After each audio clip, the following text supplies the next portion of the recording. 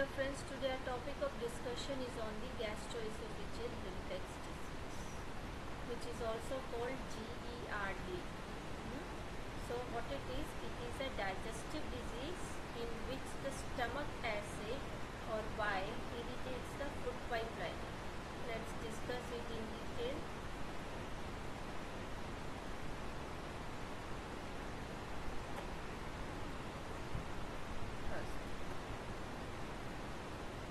Gastroesophageal reflux is the backflow of gastric and duodenal content into the esophagus. That means backflow of your gastric content means your stomach acid, and duodenal content is your bile into the esophagus, your food pipeline. Okay.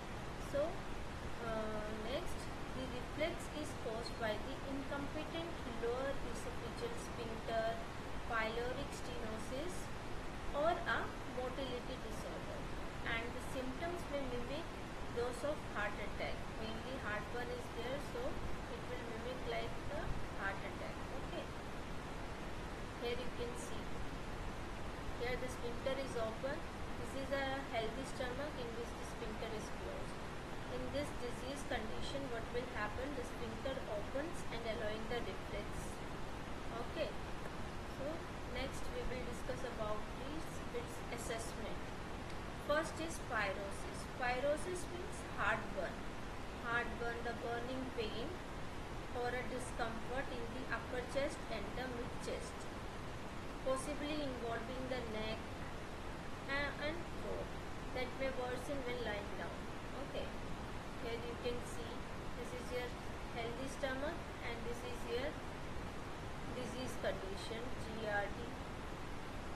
Okay, what will happen in the healthy stomachs? Usually the sphincter is closed, as we discussed, but in this disease, what will happen? The sphincter opens, allowing the reflux of this acid content into your stomach, food pipe lining.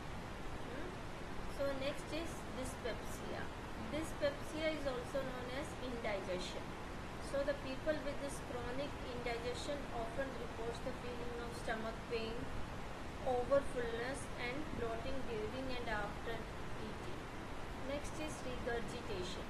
Regurgitation, when the undigested or partially digested food comes up through the esophagus and into the mouth, is regurgitation. Then in this disease condition, there will be pain and difficulty with swallowing, and there will be hypersalivation. Hypersalivation means excessive production of saliva. Then we will discuss its intervention. Instruct the client to avoid factors that decrease the lower esophageal sphincter pressure or cause the esophageal irritation. Instruct the client to eat low-fat diet, high-fiber diet, avoid caffeine, tobacco, and carbonated beverages. Avoid eating and drinking 2 hours before bedtime. Avoid wearing tight clothes and elevate the head of the bed on 6 to 8-inch blocks. Avoid the use of anticholinergics which delay the stomach emptying. Next, instruct the client regarding prescribed medications such as antacid, histamine, H2 receptor antagonist, or gastric acid pump inhibitors.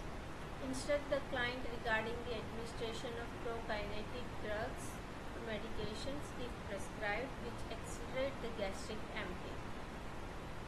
If medical management is unsuccessful, what we can do? We can do surgery. So the surgery may be required and involves the fundoplication. What is that?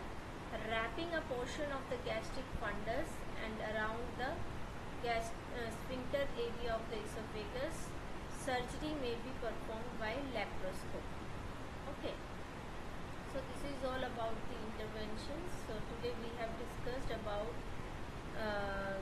this disease condition, gastroesophageal reflux disease, its assessment, how we can assess this disease, what are its symptoms like, and what are the interventions we can do